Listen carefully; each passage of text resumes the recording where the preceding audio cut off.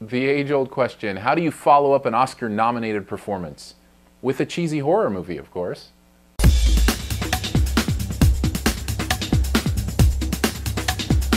Mama is the name of the movie, starring Jessica Chastain, coming right off of her Zero Dark 30 performance and Oscar-nominated performance for Best Actress to play a reluctant watcher of two young girls who have been lost in a cabin in the woods and raised by a demonic force.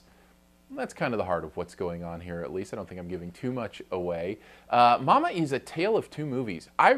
For the first half of this movie, I was kind of enjoying it. It was very suspenseful. It wasn't like a gory horror movie, but it was a movie that made you think and wonder what was going on and how the characters were going to interact. And a lot of that is aided by Jessica Chastain, who really is a great actress. And I think in the first half of this movie, she's given a lot of meat to work with, and therefore the movie feels suspenseful and interesting and fun. But man, the second half of this movie is bad. Once things start to become clearer about exactly what's going on here, and they're painted very clearly on the screen, whether it be this demonic force and who that is or how that interacts with our actors, it becomes really cheesy.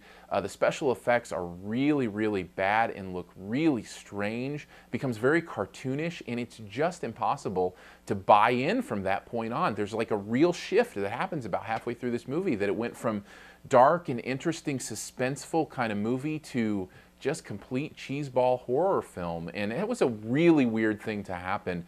And the first part of the movie, I found myself thinking, you know what, I'm actually going to recommend this movie. And then the second half of the movie, I'm going, there's no way I could tell anybody to go see this movie. It's ridiculous and kind of silly.